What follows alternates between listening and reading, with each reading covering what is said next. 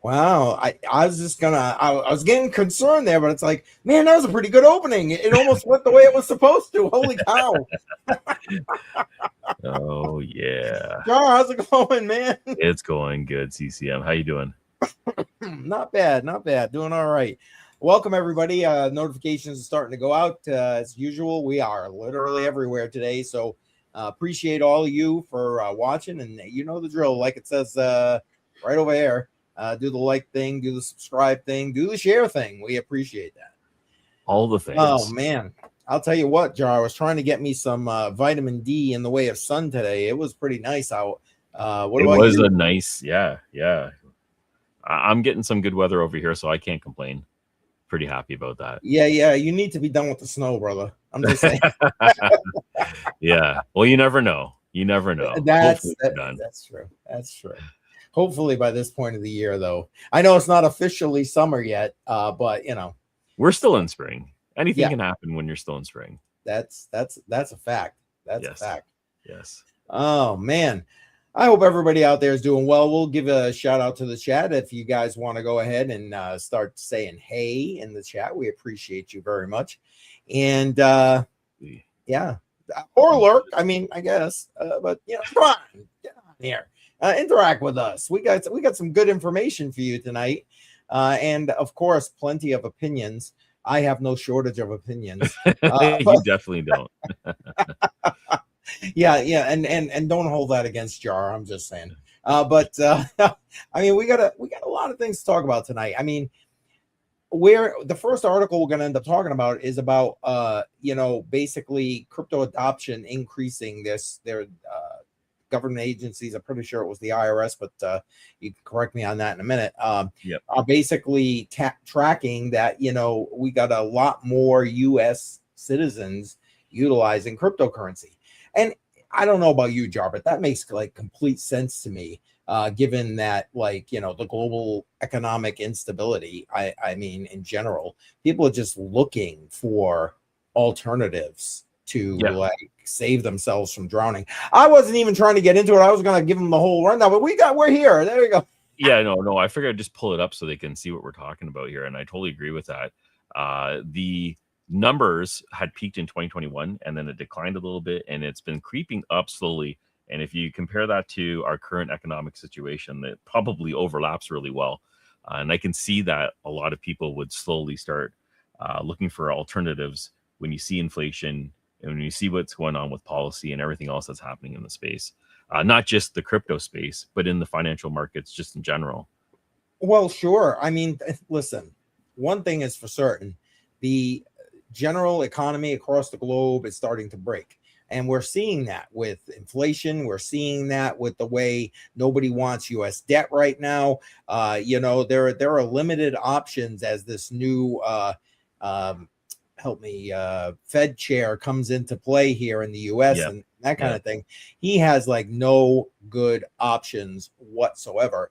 And it's not just the U.S. It's literally everywhere. I mean, Europe, man, they got it hard. Japan, I mean, well, they've had it hard for decades, right? But it's just getting worse now, even. And China, even from what information you can kind of pull out of that, you know, or from them. You got the chart up here, Jar. Why don't you read that chart there? Yeah, so these are just basically the reasons that people bought into cryptocurrencies and held it or invested in it. They broke it down into just three different categories. Bought cryptocurrency or held it as an investment was the first category. Used it to buy something or make a payment. Used it to send money and friends. So I think this is going to be a popular one over time, even though it's ranked the lowest.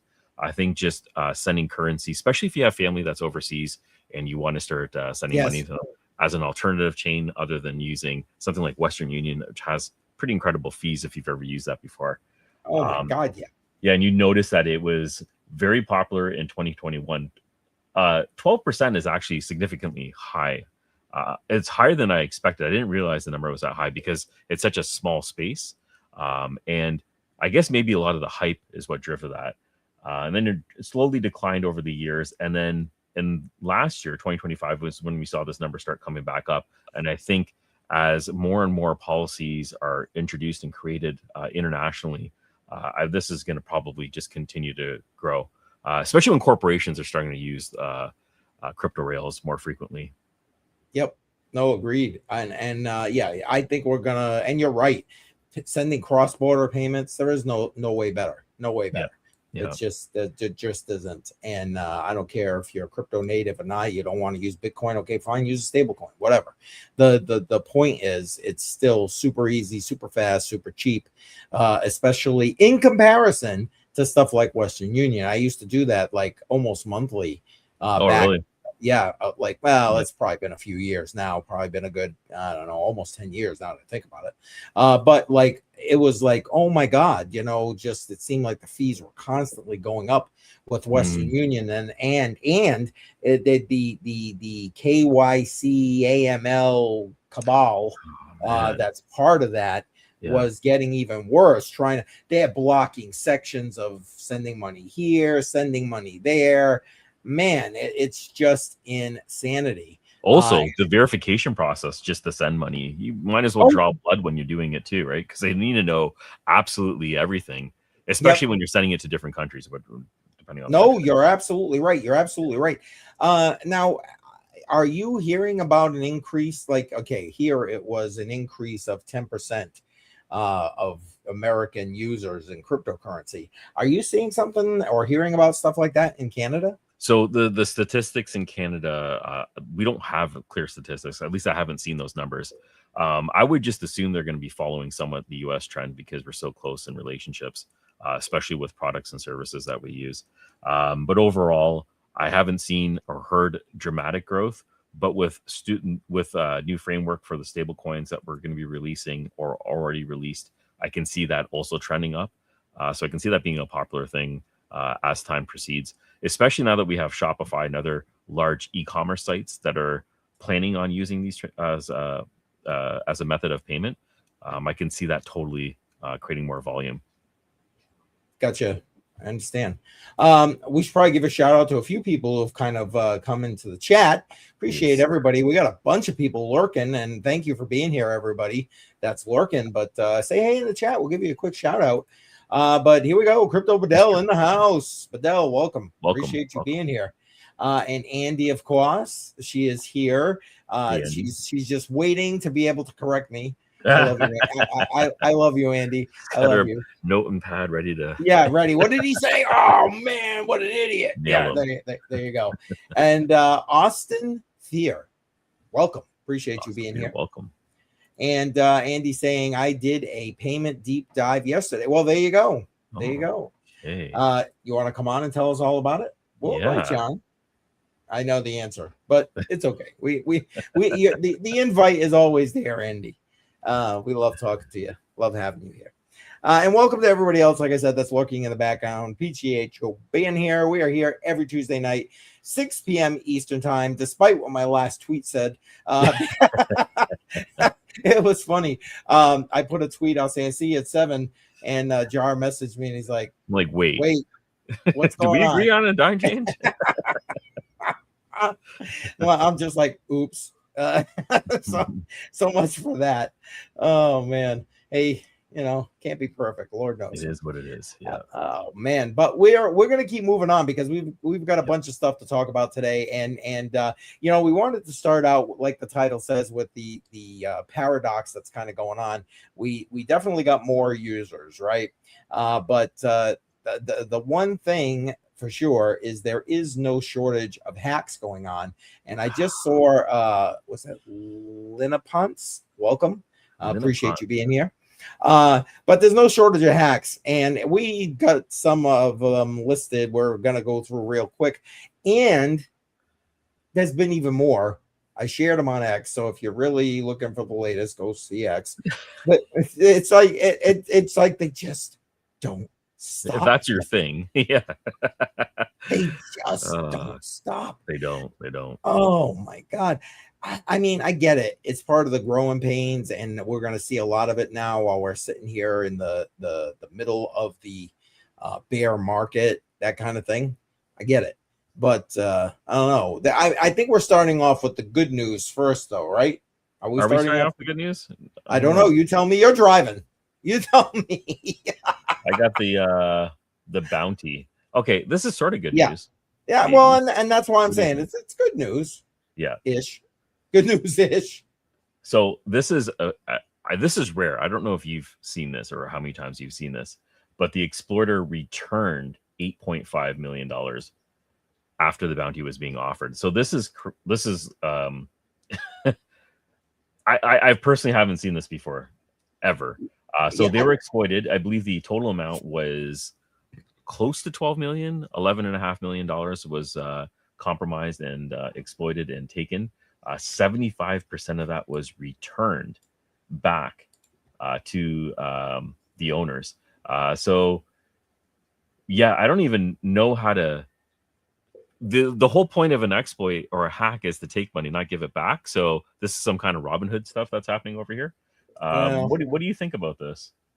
I mean, I've seen it a couple of times here in the space, but I usually it's more pressure than bounties. And listen, the bounty programs I think are a necessity in DeFi. 100%. Hell, all of the crypto space, quite frankly, but especially in DeFi, where we've had these major attacks happen on these bridges and so on with these DeFi platforms. And Verus right here that Jars got up on the screen was one we talked to you about last week, which is why we wanted to make sure that we told you about this basically funds somewhat being returned here to kind of close the loop with regard to this. But I think that these kind of programs and so on, Jar, are very important here in the space, and especially for DeFi. And I'm hoping that, like we talked about with the whole Kelp DAO exploit after that huge hack, that they put together a DeFi alliance of sorts that was helping each other, which makes complete sense to kind of stem the tide and move things along. What about you? Do you think this is a plus for the space? I personally, my answer, if I got to check a box, I'm checking yes. Yeah, I'm But gonna say yes as well. If the community is working together, regardless of the platform, I think that's beneficial for everybody involved, including the platform itself. So it's definitely a positive.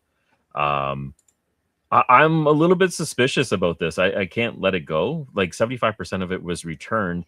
Is that because through the blockchain they were able to freeze assets somewhere and they weren't able to do anything with it after? Or what was I don't know enough about the situation, but I'm just still surprised that majority of it was returned. yeah, I they don't give a lot of details in this, No. but it sounds to me very much that they're relating it to the bounty program. So, all right, bounty on my head, we're gonna, give most of it back, whatever. Right. Yeah, and whatever, that's fine. I mean, it means a lot to me for self-regulation, and this industry needs self-regulation. I don't know about you, but I don't want the US, Canada, pick a freaking country coming in here trying to regulate things. I mean, listen, are they gonna do it? Hell to the yeah. But like, the idea behind DeFi is you can be like, yeah, go ahead, try and regulate it. It's a sufficiently. I don't know if self-regulation is actually going to work. Really? Okay, like I'm interested. I think you could. I really do think it could. You need a lot of good people on the same page for that to work. And I don't want to sound like a pessimist, but I've been around the block a few times to know that the nefarious characters usually rise to the top and manage to mess things up. Even when you have a good thing going, when it goes too good, someone's there to ruin the party. So I would like it to be that way. I just don't realistically seeing it happen that way. Gotcha. And hey, you may be right. But basically what Jar is saying right there is I am too positive. Go figure. You think it'd be the other way around, right? But no, Yeah. I am the positive guy here. You know, the longer I'm in crypto, the more pessimistic I'm getting, and I'm a very optimistic person. I don't want to say it's crushing my soul, but I feel like it's crushing my soul a bit. Yeah, but The kind of longer so I'm in the much. Yeah. space, yeah, yeah, And it's tough with the, like, for example, with the next articles that we're going to be bringing up with some of these additional new hacks. And yeah, it's interesting. I know my mouse just died. Let me see if I can wake it back up. Here we go. Because I just want to, we had a couple people jump in, and Andy has a comment for us. And Lynn upon saying, I'm a YouTuber. Well, good. Are you a crypto YouTuber, man? And let's see, Daddy Friday 13. Nice. I like that Daddy name. Friday, welcome. Yeah, welcome. Appreciate that. And let's see. And there you go. Andy agrees with your opinion on obviously Keith is The just too pessimistic view. yeah, Keith is just too damn positive. What the hell's Keith thinking? Because here you go. Americans are too greedy, unfortunately. And in fairness, it ain't just Americans, just saying. But yeah, the free markets, right? That's I what you don't end up getting. disagree that we definitely have a predominance of that. Absolutely. Absolutely. Yeah. Oh man. And if you're just coming in, we got some more people moving in and out of here. You know the drill. Don't forget to smash up that like button, share this thing out. Appreciate all you being here. Throw a comment in there. We'll shout you out. We love that. We love having you every Tuesday night. Absolutely. All right, Jar. What do you say? Bring up the first piece of bad information. All right, here's the first one. So this is Echo Protocol suffers a $76 million exploit in eBTC. Now, with this exploit, like actually majority of the exploits, it has really nothing to do with the protocol or the smart contract itself. There's a lot of social engineering that's happening on the back end and manipulation, and I believe this one has to do with wallets and multi-sig. See if I'm able to verify that. Just a second. Yeah, it's they're finding new attack. Well, they're not necessarily even new attack vectors. They're just, you know. Yeah, it wasn't a smart contract bug rather than a classic admin key that was compromised. So we're seeing that again. We've seen that in the past. And that usually ends up being the key aspect where it's human failure versus a code failure, which is definitely not the case in this one. Yep. Bottom line is, no matter what, I mean, okay, if it was the protocol, that would be worse, I suppose. But no matter what, it still isn't good for the space overall, right? Because it just comes when there is a barrage of more just like hacks and scams and everything else going on. And heck, we didn't even bring up a lot of them. I mean, did you see people passing around the ledger letters? No, Oh, I saw some things on your feed, but I didn't see that. That, you know, I mean, since the whole ledger info hack, it's been people getting ledger letters saying, you know, you gotta verify, blah blah blah, and they look legit on letterhead that says ledger. Yes. Sorry, mailed to the person's house. Yes, mailed. Yes. Sorry, I'm thinking like a digital letter, but this is a physical letter that's sent in the mail that looks official with all the official documentation and everything else that you need in there. Very convincing. That's what I'm saying. Very realistic, super. That goes to show you how much information they obviously stole from Ledger. Just saying. I don't use any Ledger hardware. yeah. Ledger. Yeah. I mean, it's an OG in the space, and yes, they are. Again, in fairness, it isn't their device, right? Yep. No. Just their name. Their name's being used, right? So, yeah, and you know, the exploits and things that are happening. Hell, they give themselves a black eye half the time, and then the rest of the time is crap like that because they get hacked.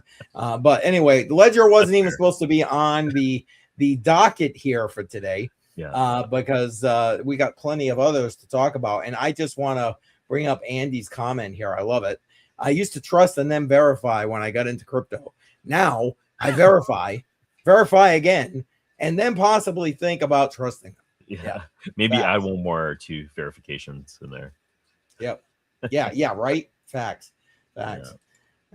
Man. All right, what do we got next? Because the fun continues. The fun continues. This one is stable IR exploit, draining $10.4 million in an unbacked stable coin. This one was pretty interesting. Again, this is more about social engineering and compromising the people versus the network itself. I believe it was a multi-sig wallet that was Yes. compromised. It needs at least 3, but a lot of actions can be done with 1. They got a min access, and they were able to basically print money because there was no collateral involved with this. And it was USDR, I think was the token. It was a stable coin. And they went ahead and printed as much as possible. I'll just verify that in just a second. But this is an interesting hack, though. Have you seen anything like this one before? Well, it's funny. When I was reading through this, I know it's not identical, but it reminded me very much of KelpDAO with regard to the how of things. Yes. You know what I'm saying? Yes. And I know they're not identical. I know they're different protocols, et cetera, et cetera. I understand all that, so don't lambaste me. But I don't know. The bottom line is, as I was reading it, it was like visions of sugar plums of KelpDAO dancing in my head. Yeah. I don't know. What about you? Did you like flash back to that, or there's so many that's happening that they're all sounding very similar. That's true. Like too. the compromising part seems to be the most common thing that's happening there. The one attribute, the tokens that they were running with was USDR and EURR. So these are stable coins. Yes. As they were funneling it through, it depegged. It dropped below 20% as they were filtering out their money. So these are European stable coins. I don't use either. I didn't notice any of this happen. So maybe some of our viewers if you were aware of this, or hopefully you didn't get caught up in this, let us know in the chat. Be interested to see. And don't worry, all those fat F and other European crackdowns on crypto, they're gonna stop all this from happening. Don't you worry. Come and get me. Anyway. Wow. Yeah. I'm sorry. Don't be sorry. It's we're in a direction. I say I'm sorry, but I'm really not sorry. Yeah. Okay. There we go. Yeah. It's that's like, the CCM I know. Yeah, exactly. It's like, please, all the crap going on over there in the EU, and then anyway. Again, I get it. It doesn't directly have to do with any of that, all that kind of good stuff. Understood. But it continues. And I think we got at least one more to go through, right? Yeah, this is from, let's see if I can pull it up here. Zach XBT. He flags about $500,000 in a polymarket exploit. The team says the funds are safe. Yep.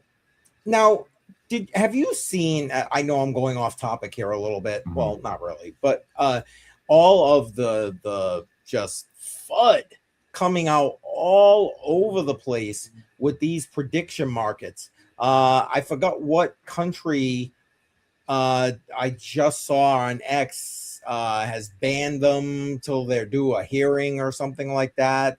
I mean, it just seems like Europe is doing it again, and screw Europe. But it's like it's going everywhere. Matter of fact, Canada's doing something with prediction markets, aren't they? Did I see something? Yeah, we have a few things going on. I don't know if anything's finalized, but the trend with prediction markets is just skyrocketing right now. It's a little bit scary because when I think we talked about this last week, when we were talking about the unemployment rate rising, the amount of FUD that's happening in the market, the younger generation that just doesn't seem to find a possibility of earning a good income. Yes. You have all these things mixing together. And then you slap prediction markets in their face, and seems to be like easy money. It's just dangling fruit in their face, and they're just trying to jump on it. And yeah, you have all these influencers that are pumping it. And it just, I don't like the path that this is going down. but much like the whole, and again, I know one has nothing to do with the other. So before everybody's going and lambasting me here, but much like we talked about with the whole ATM thing, you know, they're banning ATMs everywhere, right? Because why? Oh, they're scamming seniors. Okay, take care of the problem. You're treating the symptom by treating the ATM as the problem. Right. The problem is the scammer. That's the problem. And I see the same thing here with this whole poly market thing. And again, I know we kind of got off the topic of that article a little bit, but like it's like you're attacking something that, why shouldn't it exist? People want to take advantage of it, fine. If they don't, fine. You know, and I get what you're saying, Jar. You're right. You know, the people who could be hurt by it the most are trying to make a quick buck just to survive. I get it, and it's a sad truth. Yeah. Sure. Oh, well, like the availability of it. So on the back end, it seems like it's Polymarket and Kalshi that runs things, and everybody else creates their own layer on top of it. So if you use something like Solflare, which is a crypto wallet that you use in your browser, you have prediction market access right inside your wallet. There's actually quite a few wallets that do that. They interface on top of this. And this is what I'm talking about. The access is just a little bit too easy. Now, we're all grown. Well, most of us are grown people. Yeah. Pick up your pants, people. Yeah, I mean, like, we should be able to make better decisions, but unfortunately, I'm gonna just bring that up there because it just falls into my. Yes, I am, Andy. I certainly am. Well, seeing all this shit's just pissing me off. I'm not gonna try and sugarcoat it. I'm just not. And what's this? Dawei, welcome. Appreciate you being here. But yeah, man, Jar's right. You're supposed to be a big boy, a big girl. Pick up your pants and go and play safely. You know, I feel like it's an education thing, and the message just. I mean, these tools and products are going to exist regardless, whether it's going to be on the surface or it's going to be a black market style. But I don't think education is there to make good choices. This is like the parent talking over here, and we need to start at the grassroots. I mean, you have to. A lot of the stuff starts at home. Wow, I'm really sounding like an idiot out here talking about this. I feel like I've had these lectures before where it really comes down to principles, and you grow off of these principles. And somewhere along the lines, these principles were handed off to, I don't want to say this, but the education system, and the fundamentals are not being taught anymore. And now we're going down this funnel and black hole where things are just going to end up on the wrong side of the tracks. Sorry, I'm going off topic. It's just watching it. Oh my God, man, you got to come to Crypto on the Rocks. What a conversation that would be. Listen, dude, everything you just said is 1,000% correct. 1,000%. So plus 1,000s in the chat for CryptoJar there. It's like everything you said, brother. And parents have relegated, and sometimes out of necessity, because you need two incomes to survive, because fiat has destroyed everything. I'm sorry, not sorry, it's a fact. Fiat has destroyed everything. And there we go. I see some thousands in the chat. Nice, thank you. And it's just, man, listen. And here's the thing. It's not just like Polymarket and Kalshi. These kind of prediction type markets or betting type markets have existed and continue to exist to this day. But I think that they're attacking this because of the prevalence and the easeability of being able to utilize cryptocurrency and various platforms to access it. Because you could go to, what's that big betting site? I'm having a brain cramp right now. But you can bet on all the sport games and DraftKings. Yeah, that one's and everywhere. You know what I'm saying? I get it. It's not exactly the same. It's more sports based, but they're humongous. And what's to stop people from doing that kind of thing? Because you could do that same kind of thing on Polymarket, right? Yeah, this is coming from a gambler. I'm a degen to the soul, and I'm worried about what's happening with the market. And I just, yeah, yeah, yeah. I'm becoming a I boomer. love you, That's what's Andy. happening here. You're awesome. But yeah, listen, it's not about boomer even. It's about personal responsibility. Heaven freaking forbid, right? Fundamentals. It's about Yep, fundamentals. You can't build anything off of nothing. yep, yep. Appreciate that. Thank you. Facts. Yeah. Guitar Steve Jobs. I love that name. Steve Hobbs, rather. Sorry. That's awesome. Anyway, yeah, Jar, you're 1,000% right. And it literally plays back to our first article that we started going over. Why are we seeing an increase with people delving into things like cryptocurrency and hell, the stock market for that matter? The stock market's been on fire, even though the bond market is screaming like everything's about to collapse. But yet, the people on Wall Street, man, this party, we're gonna keep it going. And it's like they feed the problem. But why are people doing all of this in the first place? Because guess what? Yeah, you need two people working just to survive. You're watching inflation run rampant while you're printing money to deflate the currency. I don't care what country. Yeah. Okay, I'm gonna take a breath for a second there. There we go. Yeah, Like I said, plenty of opinions. Plenty of opinions. But we can continue the trend and talk about hacks if you want. Oh, yes, please. Absolutely. Don't let me get off track. I'm gonna pop this one up here now. Banker. I don't use Banker. Do you use Banker? No. It's a platform over here. This one's a little bit interesting because it's Banker's AI trading assistant was hacked via social engineering. So this is more of an automated attack vector that was implemented. It was a collaboration effect with Banker, the Banker bot, and Grok. So we have two AI tools being used together in order for this to work. And the exploit, I don't know if I have a dollar amount. Do you know if there was a dollar amount associated with this? I thought there was, but I'm not Don't gonna see lie, I it. don't remember it off the top of Yeah. my head. To be completely honest, I'm scanning my notes to see if I got it here somewhere, but I don't see it. Yeah, I don't think they actually said how much it was. But this, profits exceeding 440K. Okay, so maybe that's the approximate amount.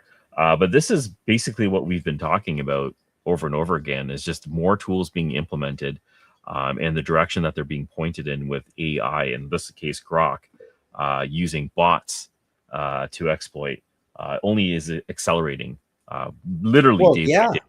Yeah. Yeah, I mean, and that's plays to the common denominator. I was thinking later I should have put the common AI denominator, but because AI is being used on all ends, right?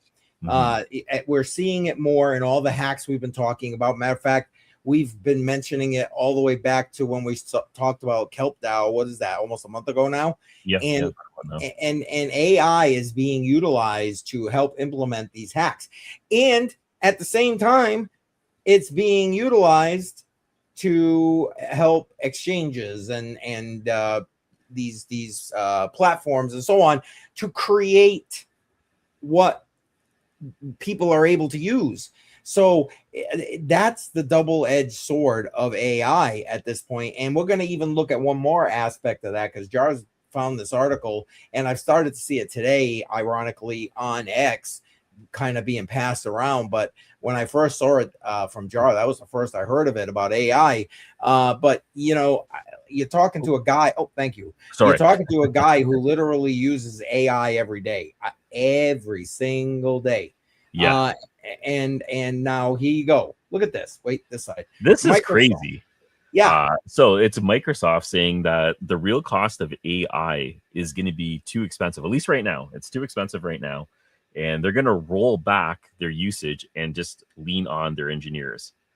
So it's the opposite of what we've been seeing week after week after week. We've been seeing layoffs after layoffs, including Microsoft, with staff in the thousands, in favor of using automated processes and bots and agents internally to run the company more efficiently.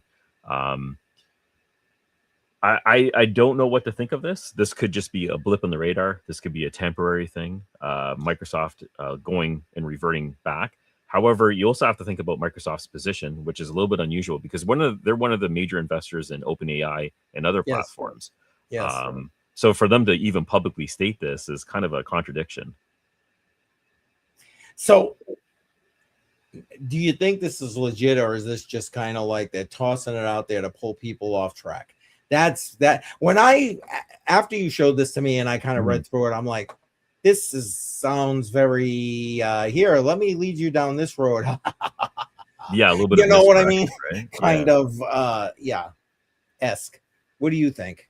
I agree. It seems a little bit of misdirection. I think there's a bit of a panic that's happening right now, not just in the AI space, but I think like globally when we're talking about I don't know if you've watched those robot videos of them working in a sorting factory nonstop for like 200 hours plus. The reality of what these tools and robots are able to do is, I think, really starting to set in, and the panic is really starting to set in as well. If I see more and more articles like this pop up, I think it's going to be more of a PR move to calm the masses down a bit, even though on the back end, I don't see this slowing down. If anything, it's a race against China to see who gets there first.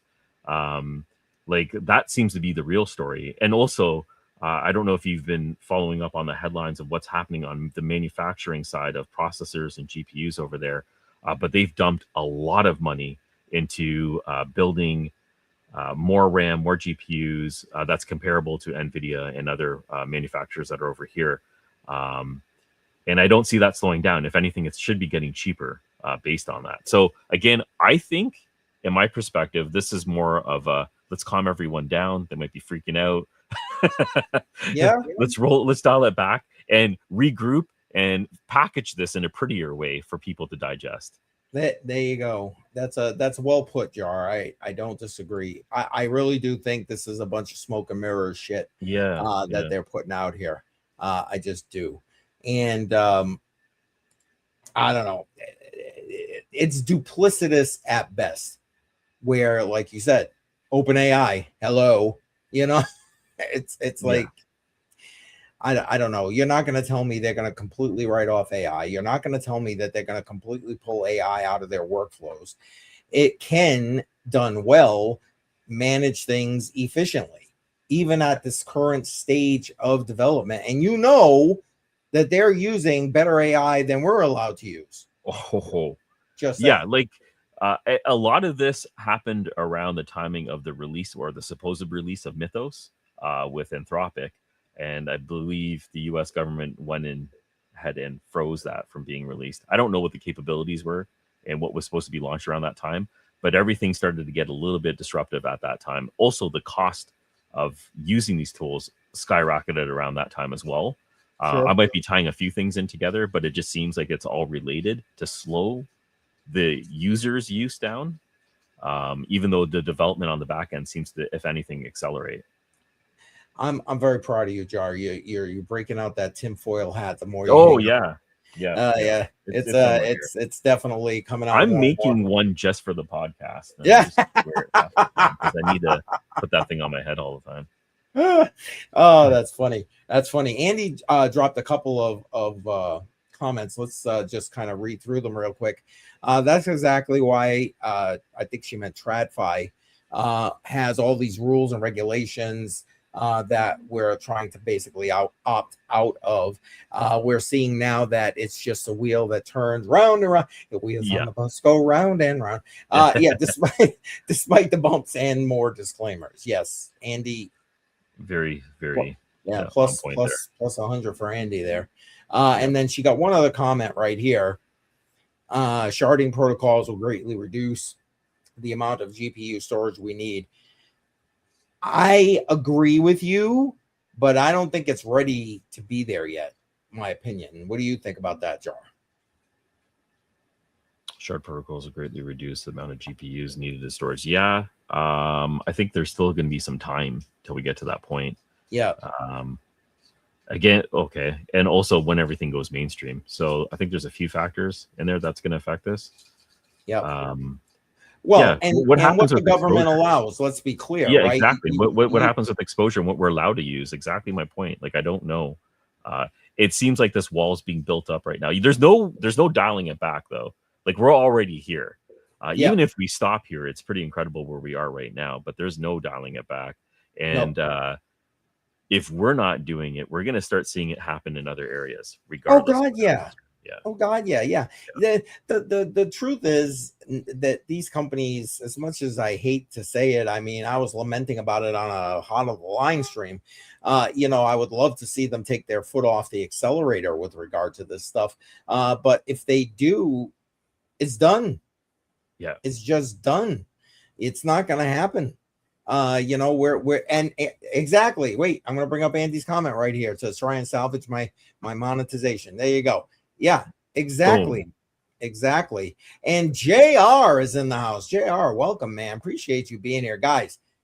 Piper Academy, JR in that Discord, showing Welcome, you some JR. trading stuff, not to mention his own channel. Link is in the description. Go follow that guy. You want to learn how to trade, that's your man.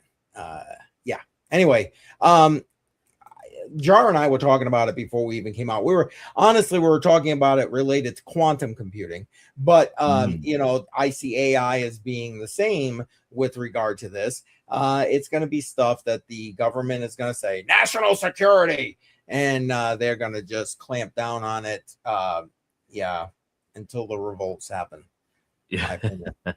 By the My way, opinion. Dynex, we have our friend that Yeti come on a few times. He's been Yes. quiet for a while. I actually was looking for him for the last little. I haven't been able to get a hold of him. Have you been able to get a hold of him? What happened to Yeti? That's what I want to know.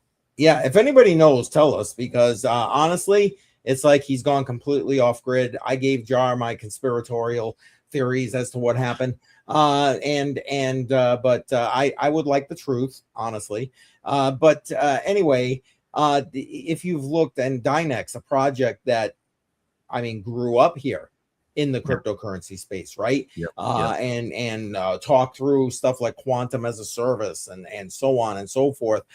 Just created their Apollo chip, which was the last thing we heard. He was testing that and so on and so forth. And then all of a sudden, radio silence.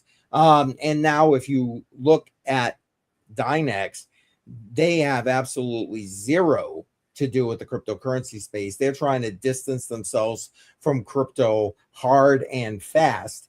And now it's all about, trying to go and have preferred stock, this, that, and the other thing. And I've been sharing a lot of it on my X. So by all means, go ahead. All the posts that they've done is there. And yeah, it's like, I don't know. I feel like here's my, again, tinfoil hat. Hey, you're Conspiracy. not wrong thinking that way. Science and technology right now is a very dangerous space to be in. Yeah. How many scientists disappeared? What was it? What the Right. hell's going on? Literally just disappearing. So yeah, it is a dangerous space. Yeah. And guess why that happened? Come on, people. Figure it out. Anyway, I'm not answering that. No, because then I won't be able to get in touch with Jar either. Yeah. Anyway, but listen, guys, I don't know if anybody does know, though. Seriously, if anybody does know, please either reach out to him or give us some information or reach out to him a different way, because every piece of contact means we've had has gone radio silent. Yeah, that's very interesting. But we'll keep you guys up to date if we hear more. But in the meantime, we got more for you. Yeah, so I'm going to switch gears a bit. I'm going to talk a little bit about a deep in project I've been following for a while. It is called Star Power. They finally had their token launched, their token generation event.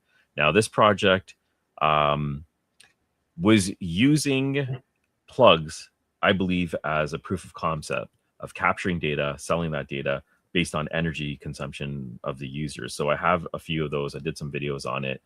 I think the real money and the real concept that they're trying to push is going to be virtual power plants. They did do their token launch, and let's just see over here. It happened just a few days ago. I believe it's getting crushed right now, like pretty much anything else that gets released. It did pump 250%, but I don't think that's the case right now. If anything, it continuously declined. Just pull up the chart here so you guys can see it. So the ticker is called Star, the project called Star Power. Market cap is over 25 million.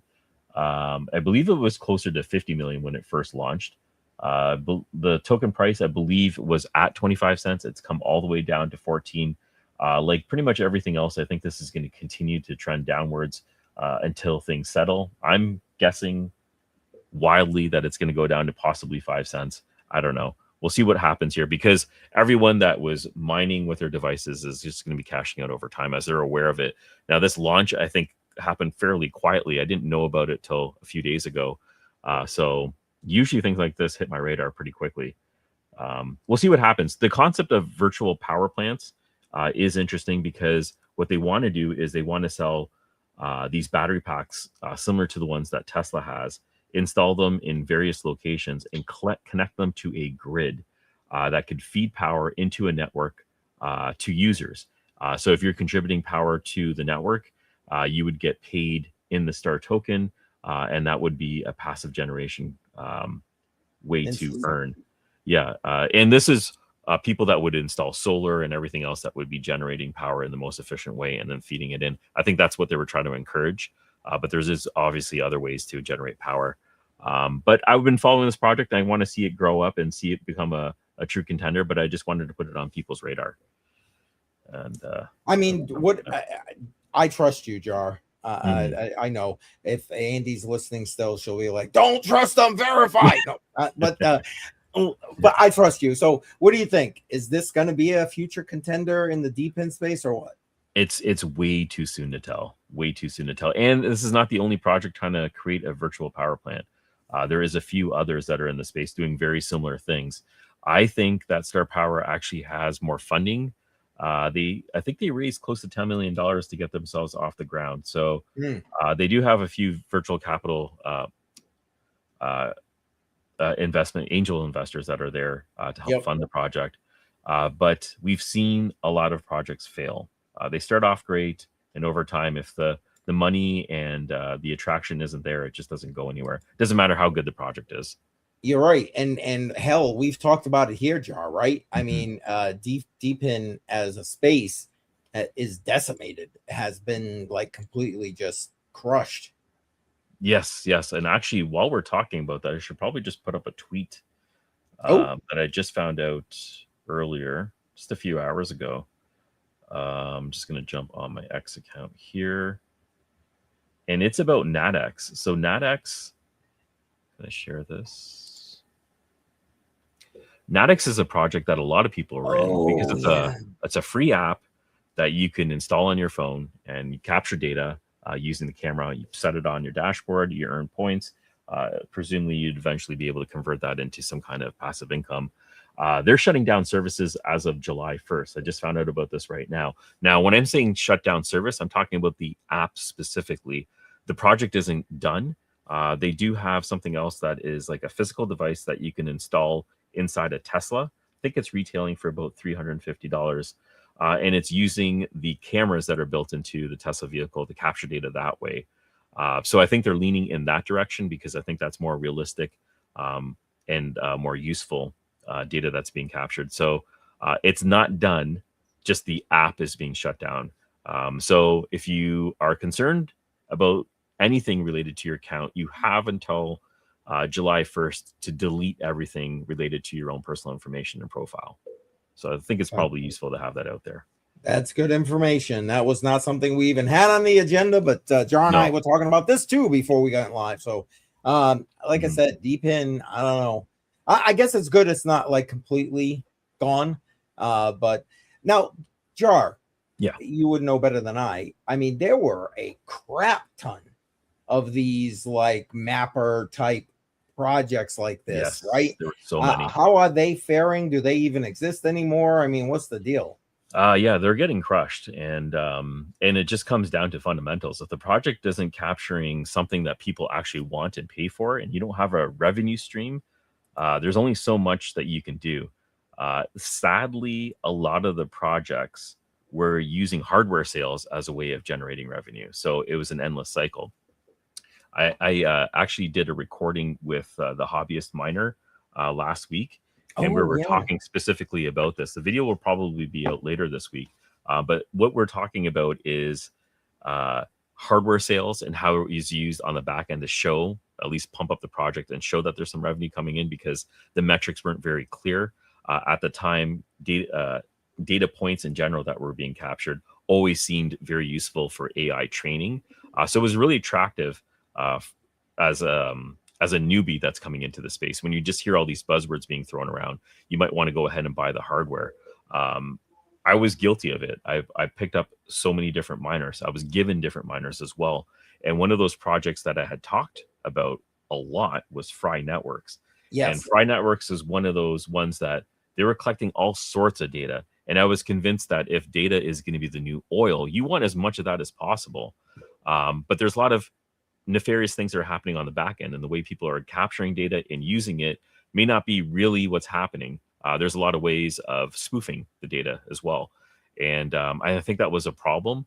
And they were just, when it comes down to it, it just seems like they were just selling hardware for the fact of selling hardware, because they're generating money that way and selling on the hype. And that all came down. If you take a look at the token, it didn't go anywhere but down. I Right. think the nail in the coffin is when they unveiled their V2 version of the token, and they added so much complexity to it that it wasn't really needed. And I backed away from it, and I haven't really been talking about the project itself, because I don't see it actually having an end goal right now, at least an end goal to a path of revenue. Oh man. Well, we'll keep you up to date because Jar's deep in this, and to that end, I know he just mentioned his hobbyist miner video that should be coming out. You said this week, maybe. Yeah, I think he said that he's going to release it on Friday, but I'll be reposting it on my channel as well. Nice.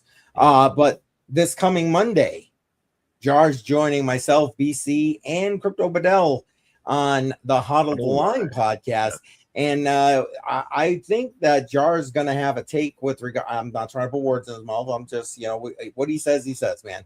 But like where he's so deep in, I think that's going to be part of what we're going to end up discussing on Monday as we try to figure out what we need to see to get more people on board in crypto. Yeah. We're going to be talking about a lot of different things. Deepin is going to be my angle, Deepin in nodes, because that's just where I'm comfortable with, and I have at least a bit of knowledge that I can talk about. Yeah. Jar, like you just mentioned, think about that. Data, oil, data is the new oil. Data has been and will continue to be, obviously, quite important. So, once they figure out the best way to mine, for lack of a better word, that data, I mean, come on now. I see Deepin as being one of the ways. I do. Yeah. And it's going to come down to quality of data. And like we were just talking about NatX shutting down their app, and they're leaning into the Tesla module that's going to be installed over there.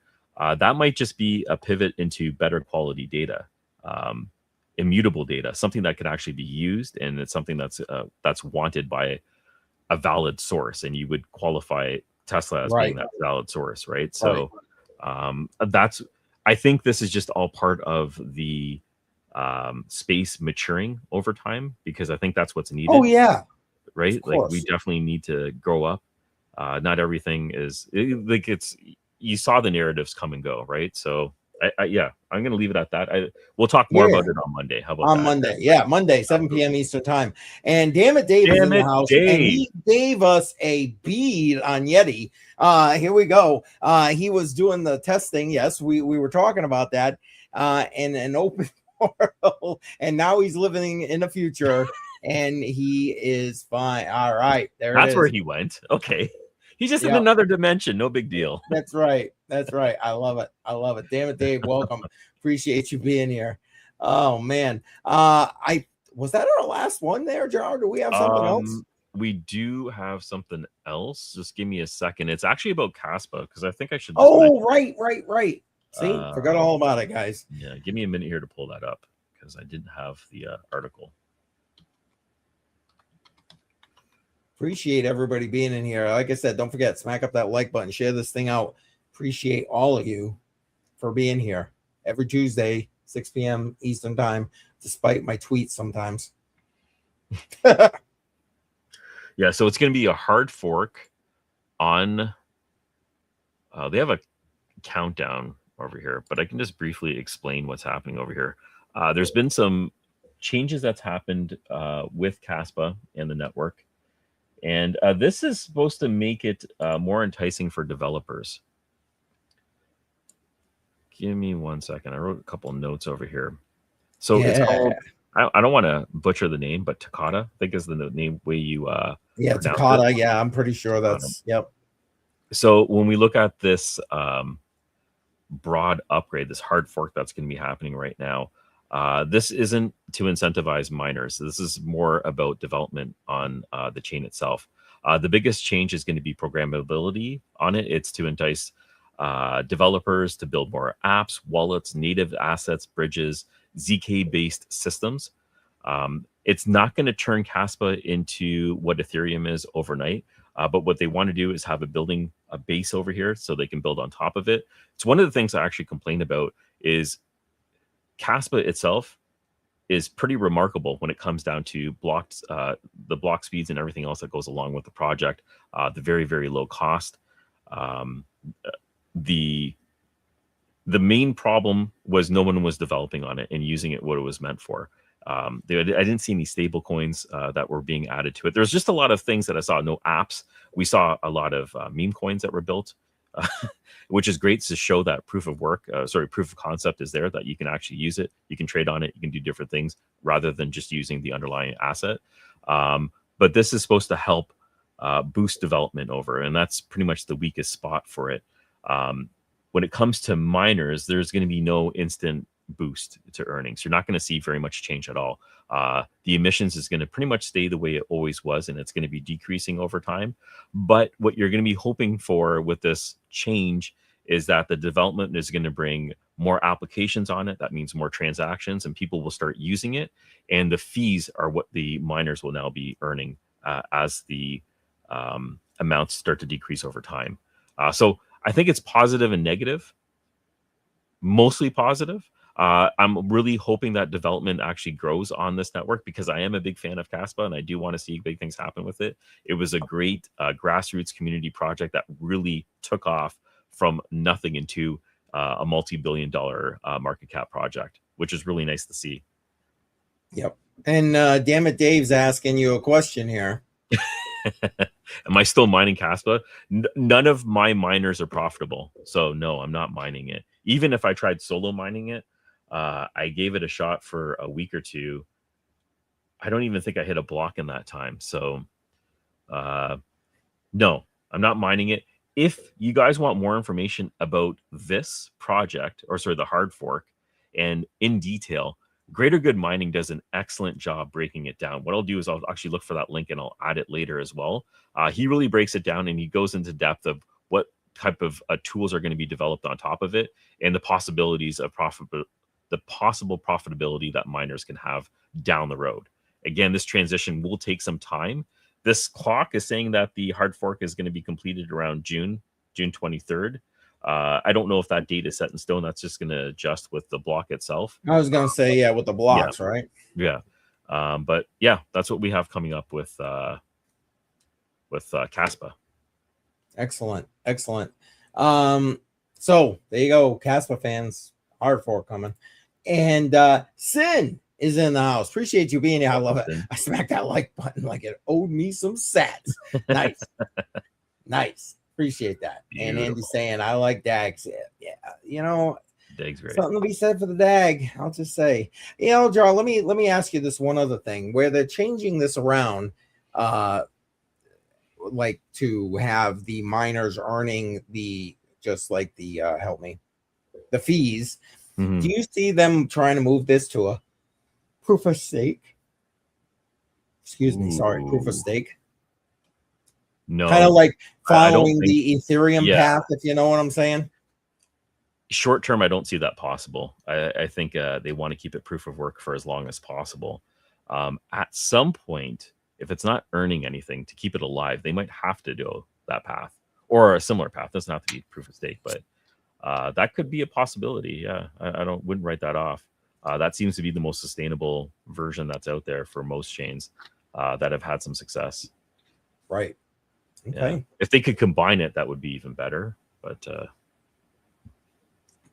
fair enough. So you got any Solana updates you want to throw out there? I saw you've been sharing some stuff on Solana with new apps and stuff like that. yeah, well, okay, so You don't have to if you're going to do that tomorrow or something. No, I like the questions. What I did is I was using an app called Tramplin, and it was weird because I staked one SOL using this app, and my return is greater than all of my other staking projects put together. It's a significant amount in 30 days, and I think it's more based on luck. I wrote a thread on X, and I just posted talking about my experience with it. It's only been 30 days, but I've earned more on one SOL than I have on 20 in a shorter period of time. So it's kind of crazy. I'm not expecting this to happen as more and more people start using the app. It's a lottery system, so I'm only expecting it to decline. But short term, I'm really interested to see how this works out. Because that one SOL has earned more than everything else, I also have 10 on another wallet. I'm just leaving it in there because even on the off chance, in 1 year, it's already made that I more than I would any other method. So I'm just going to roll the dice and see what happens with that. Nice. In terms of other things, I was going to do a mainnet stream tomorrow, but I'm going to be pushing it off till next week because I have some construction going on in the house. It's just going to be loud. So yeah, it won't be good. And I don't know. What do you think about this jar? It's an interesting statement from Andy. I don't know. I'm a fan of POS. So I don't know. What do you think? Like community wise, I just think that proof of work is the original method, and it's the one that the community is most excited about. But for stability and speed, proof of stake seems to be better. And I think and when it comes to liquidity, that's also another plus. So that's one of the major benefits. But yeah, maybe there's a little bit of evil mixed in there. I'm not sure. Yeah, how do you feel about it? Like I said, I'm okay with it. I'm not gonna lie. I like proof of stake. Always have. Not that I got anything against mining. It's just like I think my thought process with mining is how does it remain sustainable? Yeah, that's the problem. It doesn't remain sustainable. Well, there are methods to do it, but yeah, and I guess new tech, etc. I get that part, and I'm not saying you can't keep it sustainable, but you got to. I don't know. I like proof of stake, and yeah, no, it has to be attractive, right? So the whole point of buying into an ecosystem is to earn something over time. For a while, mining was the best way to do it. It was also very unpredictable. With proof of stake, it's very predictable. It's usually a set path that it's going to be following over time, and that's what's going to be keeping people on board. Is they're going to be making something from it. So, like Andy had pointed out, greed is usually at the top of the list, and that's what corrupts things, right? But that's why it's been so successful. So, yeah. Well, I mean, and if you're really greedy, just stake VVV. Jar knows all about that. God. Jeez, you want to bring that up? Let me just bring up the chart again because that one hurts. Jeez. Oh, sorry, I just had to. It was there. You have to drop that one in there. All right, let's take a look at why don't we take a look at Venice? Let's see how that's doing. It's down today 2%. Oh no. Which is I don't know. Nothing great. Look at this chart. This is a 3-month chart. And we were talking about it all the way down here. Yep. And it had spiked. I remember you're telling me to pick some up and start using Venice. And it spiked up to almost $8. I'm like, oh, it's going to come back down. And then it just kept going up. We're at $17 and it's trending upwards. Are they doing burns? Is that what's happening over here? I'm not sure if they're still doing the burns. They were. I don't know if that's still going on, to be honest. Mm-hmm. But it has, in my opinion, if you believe in the AI narrative, This and the Diem token, those are the two tokens that are used with the Verus AI platform. They have good utility. Yes. They Yeah, have good utility. I this mean, is it, you man. can, Fundamentals, right? Like if yeah, you have good well, utility, then like beyond the fun, I'm just saying, like, listen, people are going to want to use AI when they yeah, wake up and they want to use privacy AI. This is the best one, in my opinion. And you know what? Why would you go ahead and pay fiat when you could utilize the system by simply staking a token? yeah, good point. Up over 300% in 3 months. We're in a bear market, and Yeah, it's doing it's getting close to $1 billion market cap. It's just under 800 million right now. And I didn't know about it until you talked about it on one of the podcasts, and it's pretty well, there we significant growth. go. Andy said they're still burning. There you go. They're I still wasn't burning sure if they were 42% still of the time. burning. Yeah. Wow. Okay. Well, that's only helping. So Yes. Oh, of course, of course. And thank you, Andy, for being our third wheel, because we need it. You can see we're slacking. I'm slacking. yeah, Yeah. No. I mean, to me, well, Jar, we talk about it all the time. Why would you want X token or X coin or whatever it is? And it's always at some point coming up the idea of utility. yeah, And here, for example, you talk about what we're going to be talking about on Monday with how do you bring people into the space. Well, if you can get them to understand that this coin that you can own and stake and earn more coins on will give you access to an AI, because if you're already using I mean, yeah, I right now these platforms have whatever it is, $20 a month, whatever it is. But eventually that's going up, and especially if you're to believe the article we talked about today, right? yeah. I mean, come on now. Why not do this? This to me is the utility and in my opinion, one of the ways to bring people into crypto. But I don't know. Yeah, I don't disagree with you. All-time highs was at $20. It just keeps going up. There's proper fundamentals here. It's a great project. It's no longer the surface. We used to talk about tokens before, but a lot of it was surface level Yep. information driven by hype and really nothing else. It's just a nice flashy toy. But this one, actually, you're using it all the time. And like you said, you're leaning on AI more than anything else right now. And I'm starting to Seriously. go in that direction as well. I'm working with some hardware right now and I'm playing around with it, but it's going to be the future of it. Everything will be interconnected the same way the internet had first developed and came out. Now you can't survive without using the internet. I think that's going to be very similar when you throw in robotics and AI. Oh God, yeah. God, yeah. And yeah, it's I don't care even if you're to 100% believe that article from Microsoft. Oh, Mhm. it's just too expensive. We're going to bring our engineers back. Okay, Yeah. great. But it ain't going to stay that way. Even if that's the stopgap right now, it isn't going to stay that way. AI is going to be implemented in so many things beyond what it is as we speak. And again, think about the quantum end of things, adding AI into that. And wait, Jeez. Yeah, there it it's going to is. go over my head. It already is over my head. Yeah. So there you go. I don't know. To me, VVV token, DM token make complete sense, especially if you are someone who utilizes Verus AI as your AI platform. Yeah. Maybe they can Hey, Johnny December in the house. You got here just in time for us to wrap up the stream, but we appreciate you being here. Thanks for coming by. Yeah. Jar, anything else you want to throw out? I know you said you're going to skip your stream tomorrow. Anything Yep. else? No, nothing to announce right now, except I'm going to be on Huddle the Line on Monday. That's just going to be a great show. We're going to be talking about a lot of things, and I'm going to try to include as much deep into that talk as possible.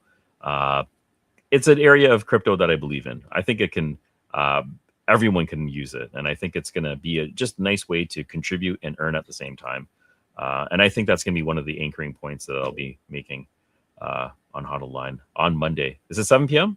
7 p.m. Eastern 7 time. p.m. Yep. Perfect. And CCM, what do you got going on this week? Well, let's see. It's pretty simple this week. This week I got Friday night as usual, 7 p.m. Eastern Time. Crypto on the rocks. Stop by, bring your alcoholic beverage, whichever And your one tinfoil suits hat. you. Yeah. Yeah, and your tinfoil. Yeah, sometimes we get down those rabbit holes, and Yeah. we're a lot more liberal with the language than we are here. But I appreciate everybody checking on in for that. And then, like Jar said, Monday night, 7 p.m. Eastern Time, Hot of the Line. Jar will be our guest. And then the following Monday, we've already got Crypto Billy queued up for the same topic. So we're going to just keep this party going. We're Nice. trying to get some good information about this topic. So Beautiful, beautiful. So that's it from my side. How about you? no, that's Good. it. Just All that. right. No, that's it. So I guess we'll head out of there. Wait, what's this? I feel like there are pyramid schemes issue with DPIN. Yeah, I could see that. There is definitely some schemes that's going on there, and that's just yeah, you're basically just taking advantage of new entrants into the market. Not happy about that. I've seen that play out, even though it's not always as visible at first. It's definitely there. Fair enough. Yeah. I just think that sometimes these DPIN projects, like you were saying earlier, where they're relying on, help me, sales of the devices and that kind of thing to help bolster. Some of these devices, in my opinion, I'm sorry, they shouldn't be that expensive. You're No. trying to promote your project. Like, why would you make it cost ineffective for people? Yeah. I just, Yeah. that's Like she's basically pointing that it's Ponzi style. It is. It's just another way. It's an elaborate way of getting people to buy into it. Yeah, they are getting something. That's basically a piece of hardware, but it's a overpriced piece of hardware in a facts. lot of the cases. Yeah. Yep. Facts. All right, folks, that's it. We're out. We'll see you next Tuesday night, 6 p.m. Eastern time. And thanks for being here. Don't forget, smack that like on the way out the door. Smash the like. Thank you for coming by, everyone. See you All next right. Tuesday. Have a good night, everybody. Take care. Bye-bye.